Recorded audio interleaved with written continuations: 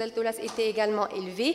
Le MG a objectivé donc un tracé myogène. L'échocardiographie a retrouvé une cardiomyopathie hypertrophique non obstructive. Les anticorps antinucléaires, anti-DNA natifs, anti-SSA, anti-SSB étaient négatifs. Le C3CKCH50 était normaux. On a recherché donc le HLA B5 qui était négatif. L'IRM cérébral était normal et l'examen ophtalmologique était également normal. Donc on a retenu le diagnostic de dermatomyosite juvénile sur les critères cliniques et les critères paracliniques et on a mis notre patiente sous prednisone à forte dose, 2 mg par kilo par jour, associé d'emblée à un immunosuppresseur, donc c'était le méthotrexate à raison de 10 mg par semaine. Donc les évolutions étaient marquées par l'aggravation du tableau avec l'apparition d'érythèmes flagellés, les papules de Goudron et donc l'érythème périingéal, mais surtout donc l'apparition d'une dysphonie, d'une dysphagie et d'œdème en pèlerine. Donc on a ainsi administré, donc on a fait bénéficier la patiente de 2 bolus de méthylprednisone à 15 jours d'intervalle, mais ceci a apporté qu'une amélioration satisfaisante, d'où notre décision d'ajouter donc des bolus de cyclophosphamide. La patiente a bénéficié de 3 bolus mensuels, ce qui a donc été à l'origine d'une progressive amélioration de la symptomatologie musculaire et enfin donc la normalisation du bilan biologique. Donc la corticothérapie et le méthotrexate étaient maintenus pendant 3 mois et une dégression de la corticothérapie sur une période de 2 ans était donc envisagée. Donc voilà notre patiente après 8 mois de recul. Donc, on sait donc que la dermatomyosite juvénile est la plus fréquente des myopathies inflammatoires et myopathiques à médiation auto-immune chez l'enfant. Elle est caractérisée par l'atteinte cutanée caractéristique associée à l'atteinte musculaire proximale et l'éditiopathologie non complètement élucidée et son incidence est estimée à 3,2 cas par million d'enfants. Donc, c'est une pathologie qui reste rare. Donc, pour ce qui est de la particularité de notre observation, c'est d'abord l'âge de survenue qui est très précoce, de 14 mois. Donc généralement, donc la dermatomyosite survient à un âge moyen environ donc 7 ans et après donc notre recherche et à notre connaissance, donc notre cas est le plus jeune cas de dermatomyosite décrit dans la littérature. Aussi donc le délai d'évolution qui est rapide. Généralement donc la dermatomyosite se manifeste par les signes cutanés d'abord qui passent généralement inaperçus, puis donc survient l'atteinte musculaire qui est généralement le motif de consultation. C'est ainsi que le diagnostic est généralement posé après 8 à 9 mois d'évolution avant la consultation. Chez notre patiente, l'évolution était rapide, ce qui constitue un facteur de risque majeur d'évolution péjoratif. Toutefois, donc là, le fait de poser le diagnostic précocement 10 jours après les premiers signes donc, a amené à instaurer le traitement de façon précoce et donc d'obtenir des résultats thérapeutiques meilleur malgré le pronostic sévère de la maladie. Notre patiente avait un tableau clinique déroutant et un contexte trompeur. Donc, elle avait l'épisode infectieux et la prise médicamenteuse précessive. Et il y avait le mode de début à type d'œdème labial isolé qui n'a jamais été décrit dans la littérature. Il y avait l'atteinte cutanée inhabituelle. En fait, le classique érythème lilacé héliotrope du visage donc, était remplacé chez notre malade par un érythème flagellé associé à des lésions purpuriques à aftoïdes. Il y avait également l'atteinte musculaire axiale, responsable donc du syndrome de la tête tombante qui n'est pas classique donc, dans la dermatomyosite juvénile. Enfin, donc, il y a l'association de la dermatomyosite à la cardiomyopathie hypertrophique. On n'a pas retrouvé cette association décrite dans la littérature. On n'a trouvé que 2 cas de dermatomyosite de l'adulte associée à une cardiomyopathie hypertrophique, mais chez l'enfant, on n'a pas donc cette association n'a pas été décrite. Donc, s'agissait-il d'une atteinte cardiaque en rapport avec la maladie ou bien une simple association fortuite? Donc, on est plus pour l'atteinte dans le cadre de la maladie, vu que dans les bilans de contrôle, il y a eu une régression de cette atteinte cardiaque après traitement de la dermatomyosite. Enfin, notre patiente avait une forme réfractaire aux thérapeutiques de première intention, d'où notre recours au bolus de cyclophosphamide. On avait donc envisagé de faire bénéficier la patiente d'une cure des immunoglobulines par voie intraveineuse, mais donc, faute de moyens, on n'a pas pu instaurer ce traitement. Enfin, donc, bien que très rare, la dermatomyosite peut survenir chez un nourrisson, il faut savoir y penser. Donc, je vous remercie. La communication suivante.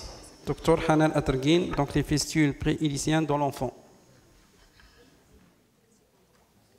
Cher maître, honorable assistance, permettez-moi de vous présenter le cas de 5 enfants, dont 4 garçons et une fille avec un âge moyen de 5 ans, qui sont tous venus pour la même symptomatologie et qui est faite d'une infection à répétition de la région périauriculaire. On a noté dans tous les cas la présence d'un pertuis cutané en avant de l'hélix, avec présence d'une lésion surinfectée, crotteuse, sointante. Nous avons effectué une biopsie cutanée dans 2 cas, mais sans spécificité histologique, et nous avons réalisé dans 4 cas un frottis à la recherche de corps de leishmanie qui est revenu négatif. Nous avons traité par la suite par l'antibiothérapie à base d'amoxicilline protégée et par des macrolides.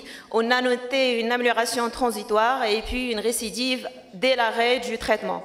Donc, qu'est-ce que vous en pensez et quel est votre diagnostic? Il y a un décalage. Le sens. Allez-y, tu enchaînes. On n'a pas le temps de vous répondre. Donc, c'est ce qu'on appelle les fistules pré-iliciennes, qui font partie du groupe des kystes et des fistules congénitales de la face et du cou. C'est des malformations embryologiques qui peuvent être soit d'origine bronchiale ou non, et qui sont dues à la persistance d'une disposition anatomique qui sont normalement transitoires au cours de la phase embryonnaire. Donc, ainsi, les fistules pré-iliciennes sont le type le plus fréquent de ces malformations congénitales de la face et du cou qui sont de localisation latérale. Donc, ils sont situés à quelques millimètres en avant de la racine de l'hélix. Le plus souvent, sont bilatérales et asymptomatiques.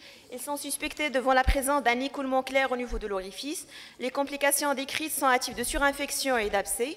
Elles posent généralement un problème de diagnostic différentiel avec les infections à mycobactéries atypiques. Donc, en cas de suspicion, il faut compléter par un examen otoscopique, voire audiométrique, à la recherche d'une aplasie mineure de l'oreille. L'examen chirurgical n'est préconisé qu'en cas de forme symptomatique.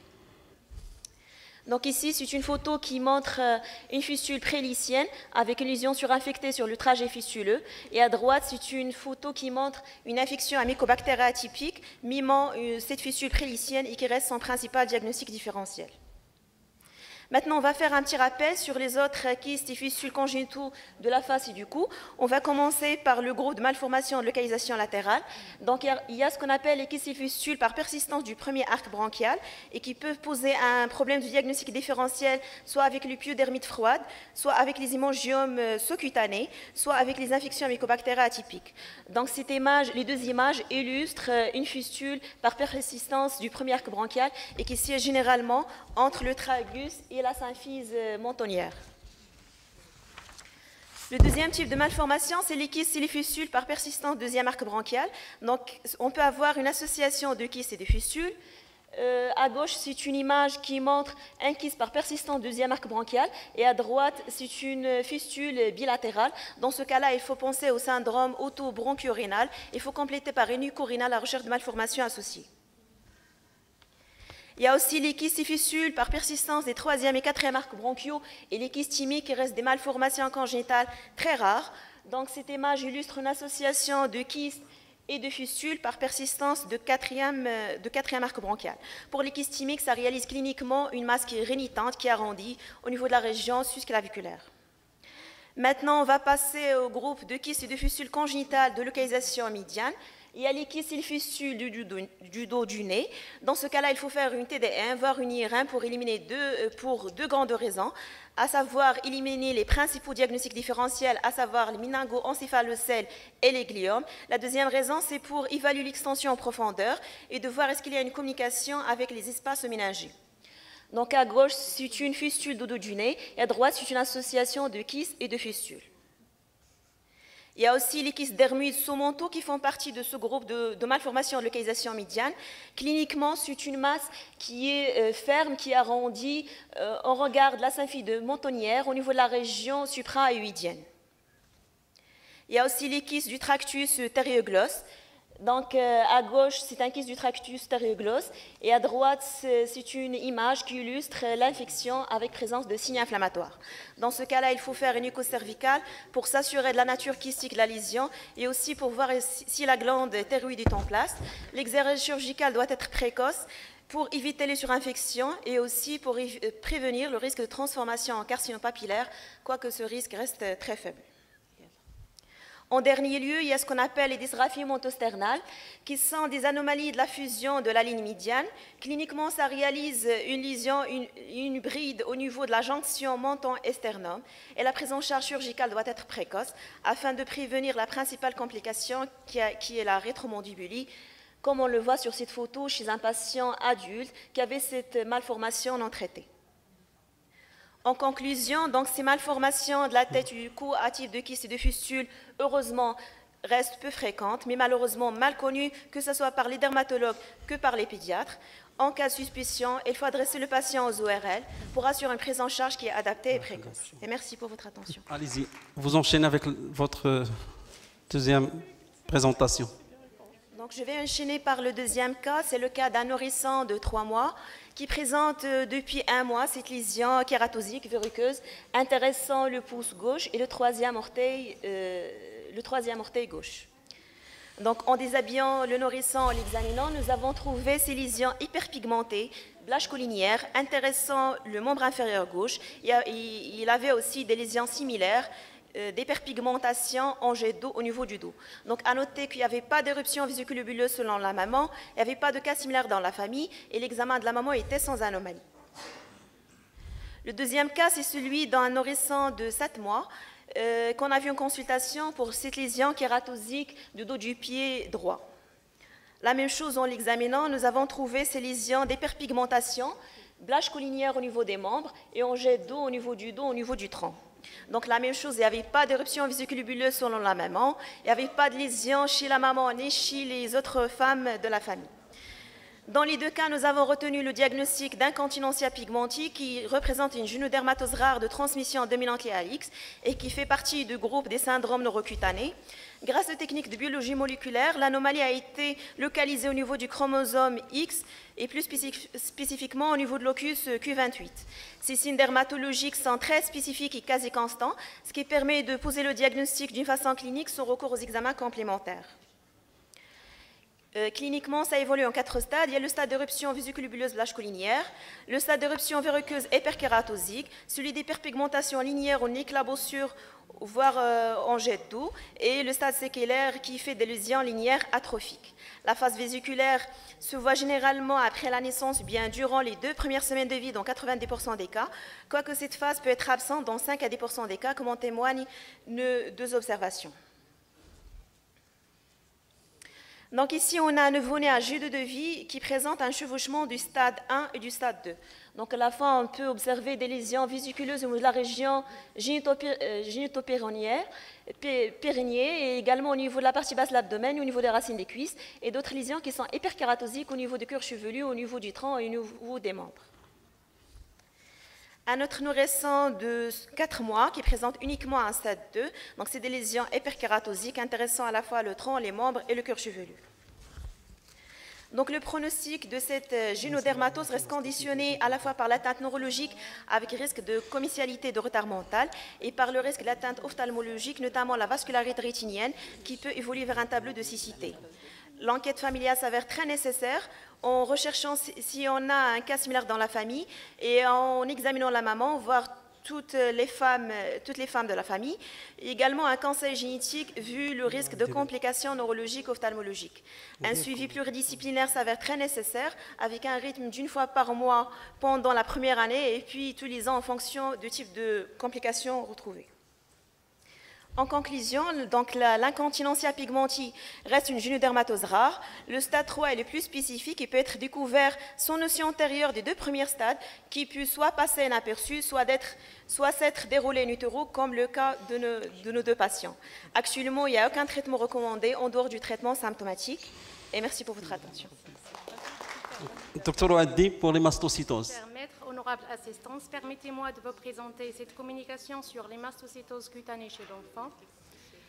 L'hémastocytose est une prolifération et accumulation anormale des mastocytes dans la peau, définissant ainsi les mastocytoses cutanées ou dans d'autres organes, définissant les mastocytoses systémiques.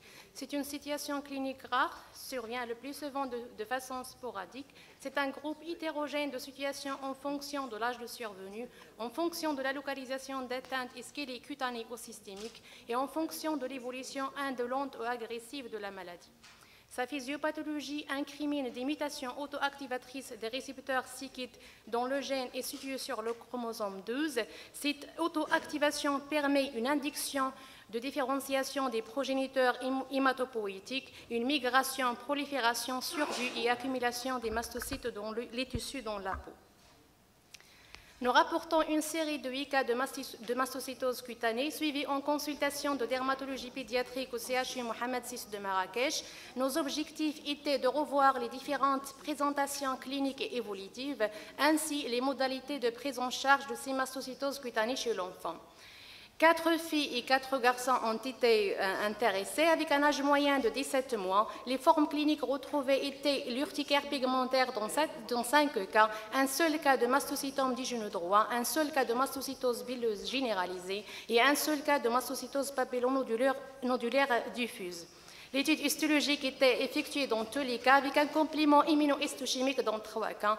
Un bilan de systématisation a été demandé et revenu normal dans 3 cas, comportant un examen clinique complet, une numération, un bilan hépatique et un dosage de taux de tryptase sérique. Le traitement reposait sur l'éviction de tout facteur dégranulants chez tous nos malades, la prescription d'un antihistaminique avec application de dermocorticoïdes chez tous les malades avec les soins locaux des érosions post-billeuses dans le cas de mastocytose bileuse. L'évolution était bonne chez 6 malades, un patient a été perdu de vue, une persistance des lésions chez une fillette de 3 mois a nécessité la reprise de son traitement et son suivi est toujours en cours. Ici, l'urticaire pigmentaire chez un patient avec les signes de grattage et un signe de Darrier positif recherché ici au niveau du tronc. L'image du mastocytome du genou chez cette fillette. Ici, l'image de la patiente qui a la mastocytose papillonodulaire. Si c'est l'étude histologique de la patiente qui a la mastocytose papillonodulaire, ces études histologiques ont été faites par Dr Hamdawi qui m'a donné ces images et que je remercie énormément de m'avoir donné ces images pour compléter ma présentation. Donc, il montre un infiltrat monomorphe cellulaire diffuse, siégeant essentiellement au niveau du derme papillaire. Il siège autour des annexes et autour des vaisseaux, mais il intéresse également le derme réticulaire. À fort grossissement, il montre 6 cellules cubiques avec un noyau qui est arrondi, avec des granulations intracytoplasmiques et eosinophiles. Également, par la coloration de Giemsa, on constate cet infiltrat monomorphe de cellules cubiques.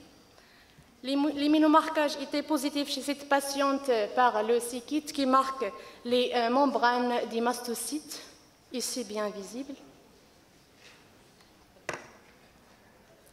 Donc, en termes de discussion, les mastocytoses, ce sont des maladies qui sont rares. Ils surviennent le plus souvent sporadiques, très rarement familiales. Leur fréquence est de 2 cas sur 300 000 patients par an en France. Il intéresse surtout le sujet à peau claire avec un sexe ratio aux alentours de 1. On distingue classiquement deux types, le type cutané pur et le type systémique. Les mastocytoses intéressent l'enfant, surtout l'enfant, dans près de 2 tiers des cas.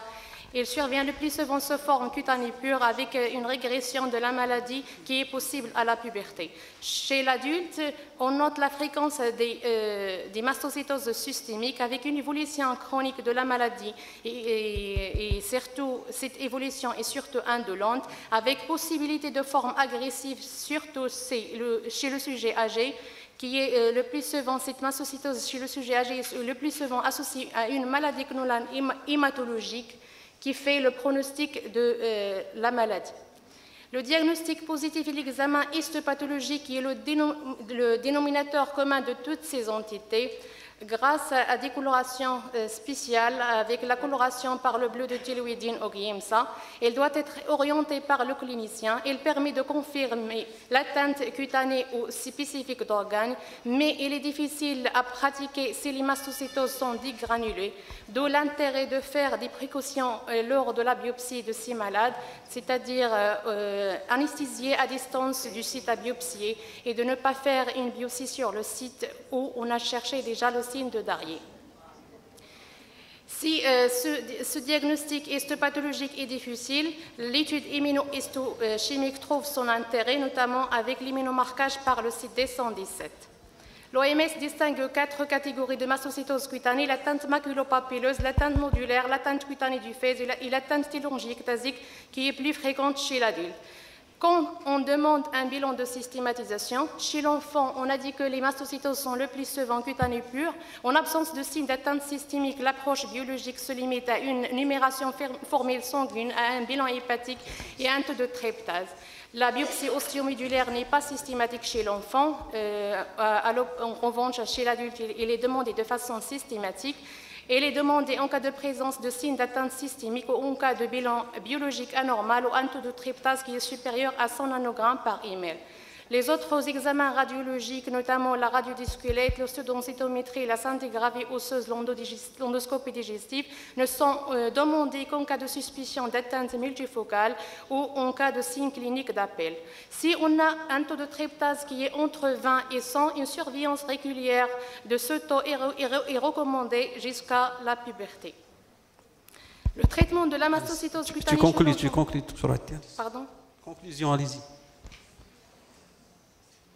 Donc, la stratégie diagnostique des mastocytoses est bien codifiée, mais la stratégie thérapeutique est en perpétuelle évolution, allant du traitement symptomatique à la thérapie ciblant les voies de signalisation des mastocytes sur le gène c-KIT. Notamment, donc, cette voie de recherche pourrait, dans l'avenir proche, nous permettre d'avoir un traitement curatif des mastocytoses. Et merci pour votre attention. Merci. Merci, docteur. Et donc, je passe la parole à docteur Boumilil pour la dernière communication. Cher maître, honorable assistance, permettez-moi de terminer par le cas d'un enfant de 4 ans. Donc, l'aîné d'une fratrie de 2, issu d'un mariage consanguin premier degré, à partir d'une grossesse qui est bien suivie, menée à terme. L'accouchement s'est déroulé sans incident par voie basse, avec un poids à la naissance de 2,8 kg.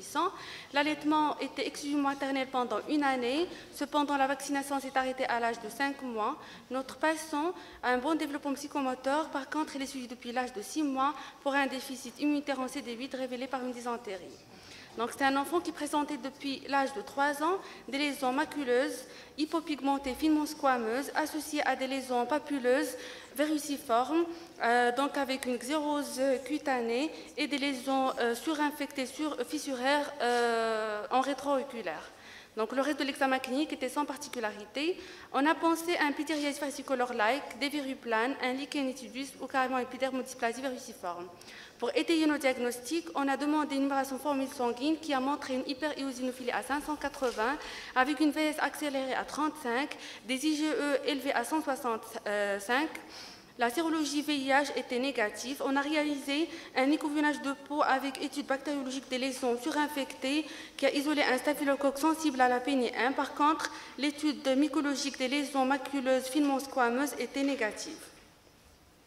La biopsie cutanée montrait un épiderme hyperacanthosique associé à une hypergranulose. Les cellules malpighiennes étaient augmentées de taille avec un cytoplasme basophile et noyau dense. Le derme siégé d'un infiltrat inflammatoire périvasculaire lymphohistiocytaire associé à des stigmates d'infection virale. Par contre, le typage d'HPV n'a pas été réalisé. Donc, on voit ici la couche cornée qui est compacte avec les cellules superficielles qui sont devenues plus volumineuses et un cytoplasme vitreux, grisâtre par endroits. Un plus fort grossissement, on voit toujours les cellules qui sont devenues augmentées de taille avec un cytoplasme bleu grisâtre témoignant de l'inclusion virale HPV. Donc, l'histologie a pu donc confirmer le diagnostic d'épidermodysplasie verruciforme-like. Donc, on a mis le patient sous dermocorticoïde classe forte avec crème cicatrisante émollient et une bonne photoprotection externe associée à une antibiothérapie visant donc, les lésions surinfectées avec une bonne évolution marquée par une cicatrisation des lésions sointantes fissuraires, une nette régression avec par la suite disparition complète du prurite et de la xérose cutanée. Par ailleurs, les lésions maculeuses, achromiques et papuleuses kératosiques restaient stables sans qu'il y ait de nouvelles lésions décelables, le recul étant de 13 mois. Donc, nous rapportons un nouveau cas d'épidermodysplasie verruciforme associé à un déficit immunitaire primitif CD8, donnant ainsi la forme d'épidermodysplasie verruciforme-like.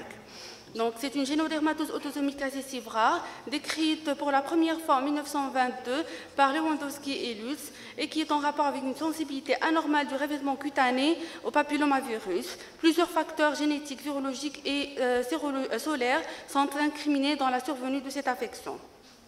La notion de consanguinité a été décrite dans 10%, chez 10% des patients en Europe, chez 80% en Algérie et 85% en Tunisie. Par contre, au Maroc, elle reste mal connue. Plusieurs séries incriminent le sexe masculin, la race blanche et le jeune âge dans la survenue de cette affection.